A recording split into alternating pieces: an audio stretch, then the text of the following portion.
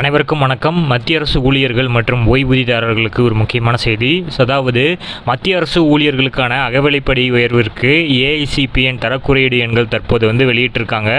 So இதனால் அதிரடியாக குறைந்திருக்கக்கூடிய அகவிலைப்படியை பற்றியும் 50% மேலேயே இனி தொடரும் அப்படிங்கிற செய்தியும் வெளிவந்திருக்கு. அது என்ன தகவல், அதை பற்றின முழு விவரம் என்ன, எல்லாமே இந்த வீடியோவில் பார்க்கலாம். ஸோ ஸ்கிப் பண்ணாமல் கடைசி வரைக்கும் நம்ம வீடியோவை பாருங்கள். நம்ம சேனலை சப்ஸ்கிரைப் பண்ணாதவங்க பண்ணி வச்சுங்க. நம்ம சேனலில் சென்ட்ரல் மற்றும் ஸ்டேட் கவர்மெண்ட் சம்பந்தமான ஆல் அப்டேட்ஸ் போட்டுருவோம். அது மட்டும் இல்லாமல் பென்ஷன் சம்மந்தப்பட்ட முக்கியமான அப்டேட்ஸும் இருக்கும். ஸோ மறக்காமல் நம்ம சேனலை சப்ஸ்கிரைப் பண்ணிடுங்க. வாங்க வீடியோக்குள்ள போகலாம்.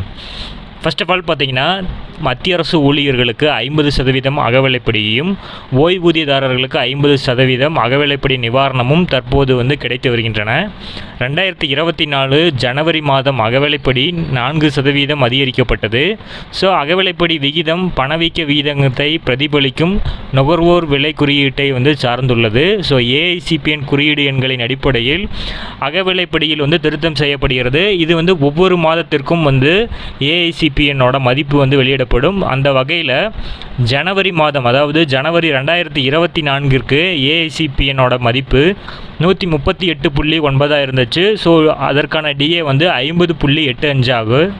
அடுத்தது பிப்ரவரி மாதத்தில் பார்த்திங்கன்னா ஏஐசிபிஎன்னோட மதிப்பு 139.2 இருந்துச்சு. அப்போது டிஏவோட மதிப்பு 51.46%. அடுத்ததாக மார்ச் மாதத்திற்கான ஏஐசிபிஎன் 138.9. ஸோ அப்போதைய டிஏ 51.97.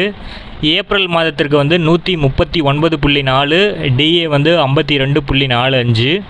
மே மாதம் தற்போது வெளியிட்டிருந்தாங்க. ஸோ அதில் 139.9, டிஏ 52.93% அதிகரிச்சிருக்கு. அனைவருக்கும் வணக்கம். மத்திய அரசு ஊழியர்கள் மற்றும் ஓய்வூதியதாரர்களுக்கு ஒரு முக்கியமான செய்தி.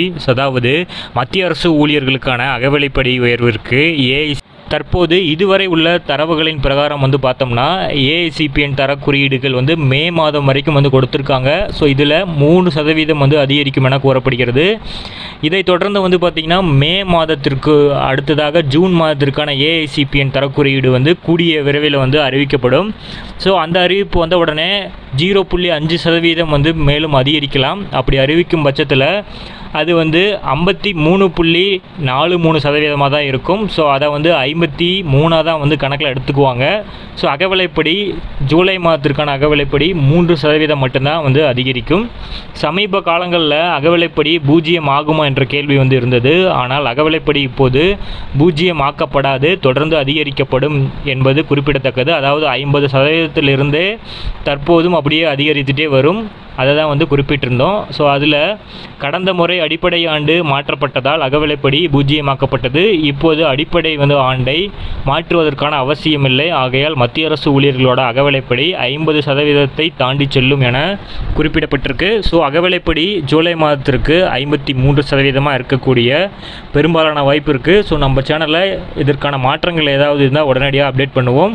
ஸோ மறக்காமல் நம்ம சேனலை சப்ஸ்கிரைப் பண்ணி வச்சுக்கோங்க. தேங்க்யூ. தற்போது இதுவரை உள்ள தரவுகளின் பிரகாரம் பார்த்தோம்னா ஏஐசிபிஎன் தர குறியீடுகள் மே மாதம்